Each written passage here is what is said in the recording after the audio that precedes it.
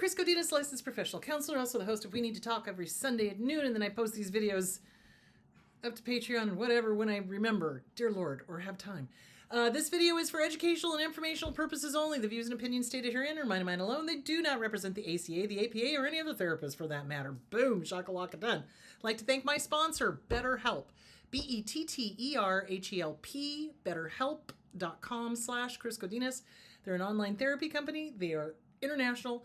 They have 30,000 therapists working for them. They're master's level, PhD level. I've gotten great feedback from people using them. So thank you, betterhelp.com/Chris Godinez. Okay, so I want to remind you, don't forget to look into Shahida's new book, Breaking Trauma Bonds with Narcissists and Psychopaths. It is a wonderful book. I highly, highly, highly recommend it. So, go ahead and get this one. Stop the Cycle of Manipulation, Exploitation, and Abuse in Your Romantic Relationships by Shahida Arabi. She's awesome. Found on Amazon, I do believe. So, great book. I love her stuff.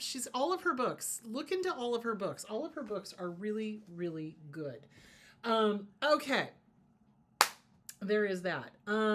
Okay, so the question, Sunday, our internet just decided to go right in the middle of the show. So, I was talking about, the question that I had was, having been raised by personality disordered people, when that person felt attacked, they felt like they did some splitting. So that is normal. So let me address that since I didn't get to finish my thoughts on that. So when we feel personally attacked, it's because when we were living with the family of origin that was toxic, okay? Everything is a personal attack with a narcissist or a malignant borderline or anyone with a personality disorder that's untreated because they just spew, okay? So narcissists especially, it is all a personal attack because they're trying to relieve themselves of whatever they're feeling. Because remember, if they're doing the you guns, there's 2 fingers pointed out, but there's 6 fingers pointed back. So they're talking about themselves. But they would do a personal attack and they would go, you're this, you're that, you. So if you're raised in that, you're going to be hypersensitive to that because you're so used to being personally attacked. The problem of it is that we are on such high alert, having come out of one of those relationships, that we then go out into the world and we think everyone is personally attacking us, even when they're not.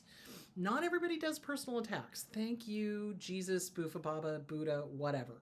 So I think the thing of it is mindfulness. The way to get over that knee-jerk reaction of doing splitting, all, nothing, good, bad, black, white, that type of thing, or, judging other people or whatever, because that's all learned behavior. It's like tying your shoes. So if you can learn to tie your shoes, you can learn to untie them and then retie them in a healthier way.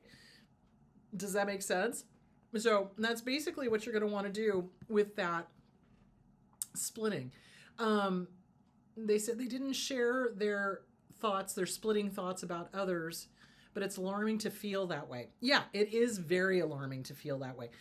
How do I explain this?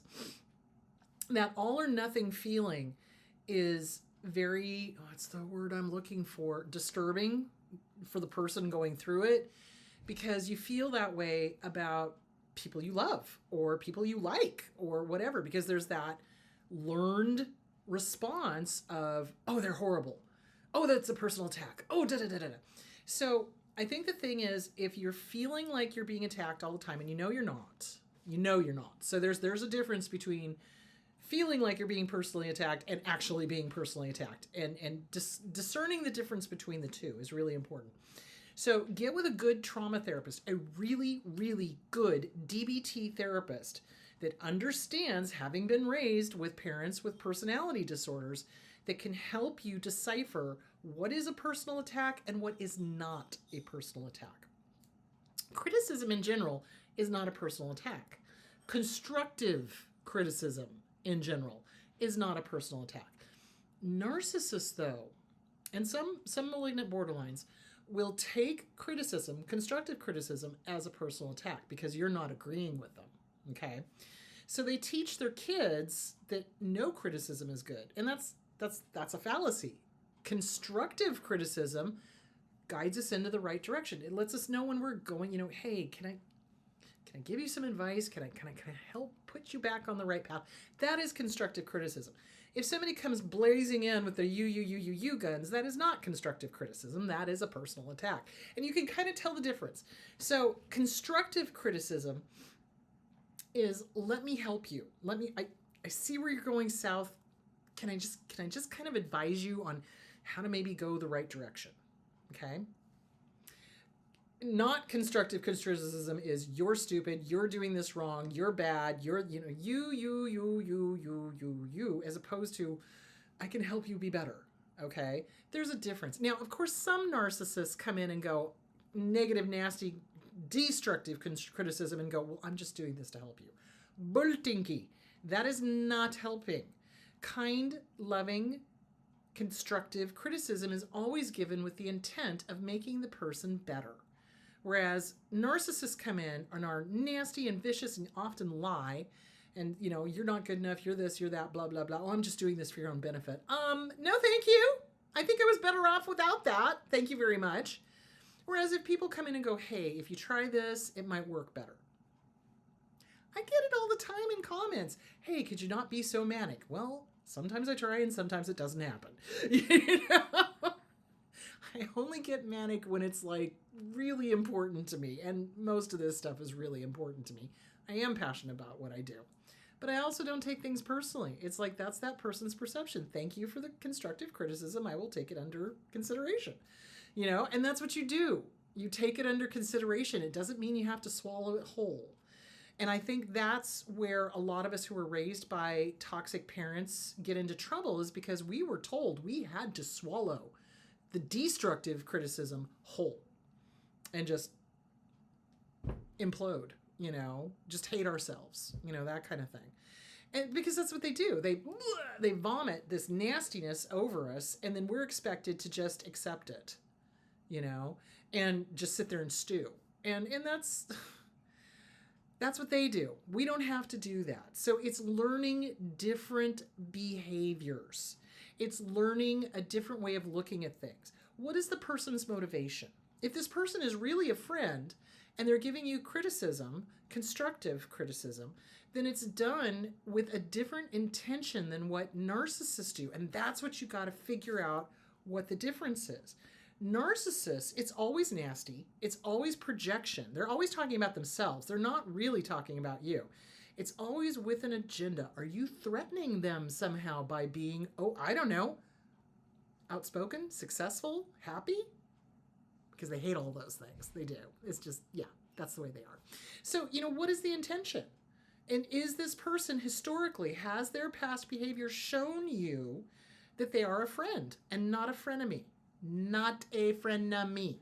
Okay? A true friend. Somebody who gives constructive criticism, who has been there for you, who is loyal, who is kind. Do you see where I'm going with that?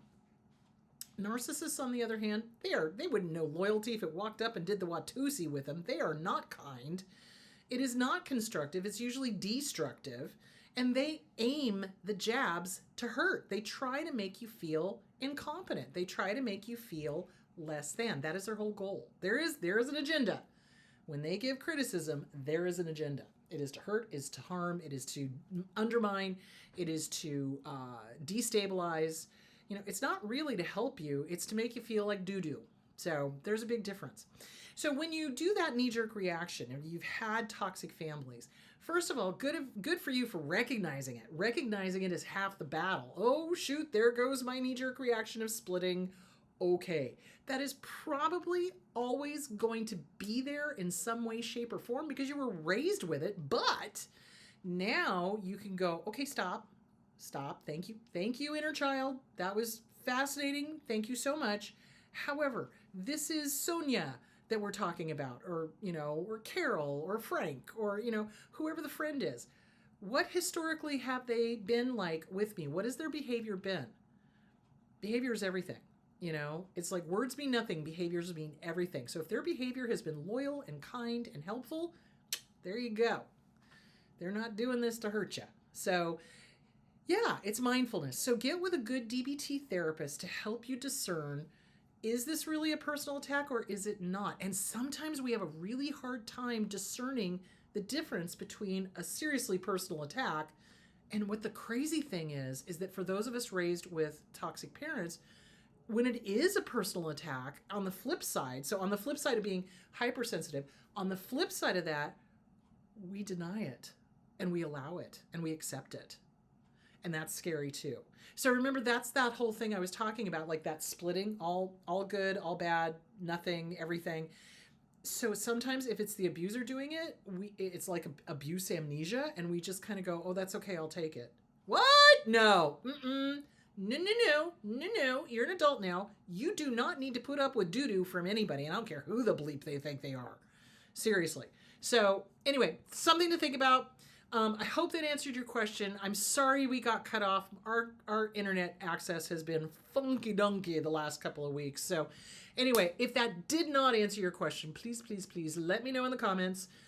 If you have a topic that you would like to see discussed in the weekly chat that we do, please put that in the comments as well. If you like what you're hearing and seeing, please hit the like button, please subscribe, and please resubscribe if you've been subscribed, because they're doing all sorts of funky dunky things. I don't know what they're doing. Anyway, that is that. This week we will be talking about the guilt trip. We'll be talking about feeling guilty when we go no contact, when we decide to cut them out of our lives, when we don't put up with their anymore. Yeah, let's talk about how to get rid of the guilt, because y'all don't need it. So, all right, my loves, I will talk to you on Sunday. Drink plenty of water, and I will talk to you later. Bye.